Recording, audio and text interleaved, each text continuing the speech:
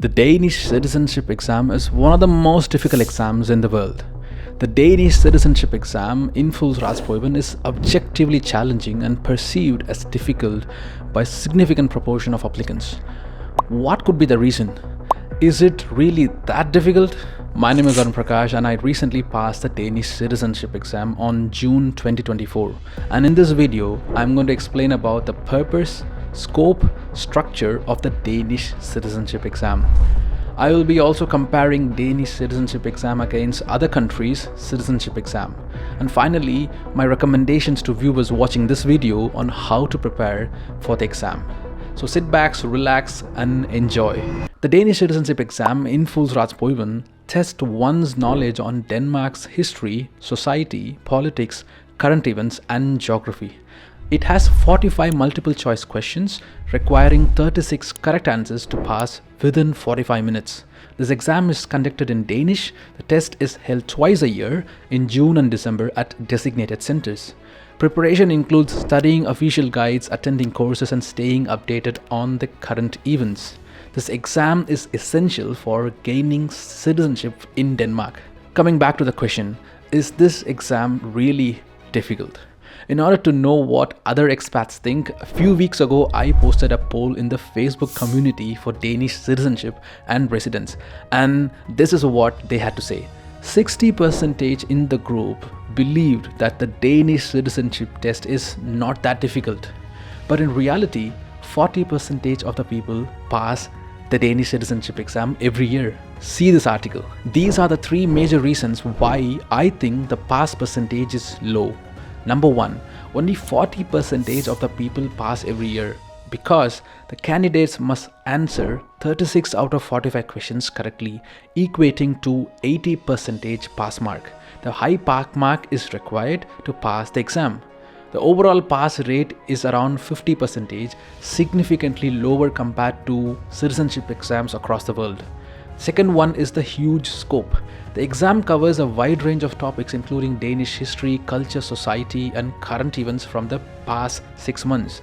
The inclusion of 5 questions on Danish values adds complexity. Feedback from the test takers indicate that the values question are particularly challenging due to their subjective nature. Number 3 is this exam is difficult to pass without knowing Danish. The test is conducted in Danish, which poses additional challenges for non-native speakers. Now let's get to the structure of the Danish citizenship exam. Components and structure of the Danish citizenship exam. The exam consists of 45 multiple choice questions. 35 questions are based on an official study material. 5 questions on current events and 5 questions focuses on Danish values. Candidates must answer 36 questions correctly, including 4 out of 5 valid questions to pass. That's not all. A candidate can end up failing even after scoring 43 out of 45. Let me explain. So say for example, even if a candidate scores 43 correctly overall, failing to correctly answer 4 out of 5 valid questions can result in failing the exam. It does not mean if you get minimum of 36 or even up to 43, candidates can still fail in the exam if failing to correctly answer 4 out of 5 Danish value questions. The composition of the 36 questions from the official learning materials varies every year. It's a random combination of questions from the topics listed below. Next is the perspective. Perceptions of difficulty among test takers. Many candidates find the questions on Danish values particularly challenging. The need to stay updated on current events adds a dynamic element to the preparation. Despite thorough preparation, the subjective nature of some questions leads to perceived difficulty. Look at this for example. Out of all immigrants, roughly 150,000 people have a non-European background, and the culture and the roots are vastly different to that of the Scandinavian or European values. This also indicates that the values question is not just hard to perceive, but also tricky to relate to. Let me give you an example. According to the Danish law, can a parent decide that the meat served in a kindergarten comes from animals that have been ritually slaughtered? Now this question can be challenging because, number 1, you might not be familiar with kindergarten practices. Number 2 is ritual slaughtering might be common in other parts of the world, but not in Denmark.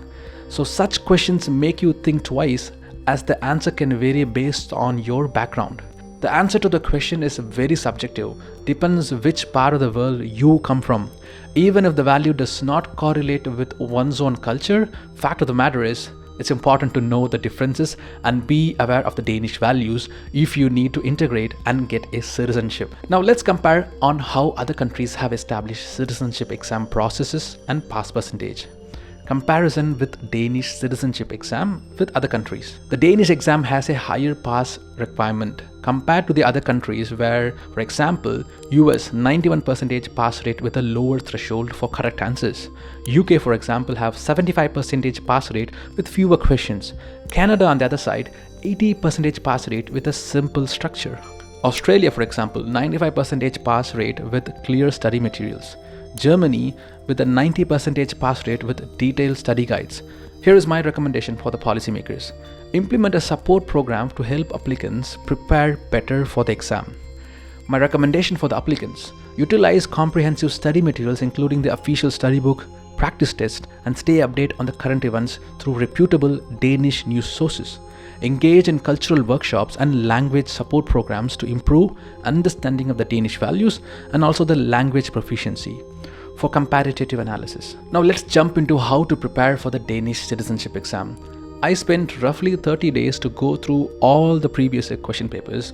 Although this doesn't guarantee a pass mark, it really helps build awareness and give an idea on which chapters to focus more on. There is an official study book available to download and prepare. 35 questions out of 45 questions will be based on this official study book.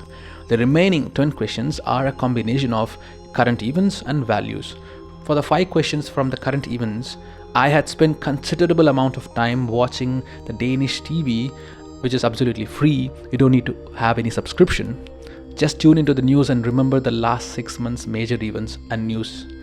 Values questions can be available through subscribing for an online test materials for a fee of around 350 Danish kroners with a time limit.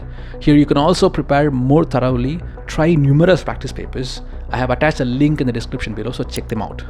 Without understanding Danish, it is difficult and memorizing questions won't help you pass the exam either. I have a complete video on how I studied for the citizenship exam, my preparation techniques in a more detailed version. Link is attached in the description. I've also attached the resources that I've used to prepare for the citizenship exam. Find them in the link below. If you like this content, share to your friends and family, and also remember to comment if you have any questions. See you on another video.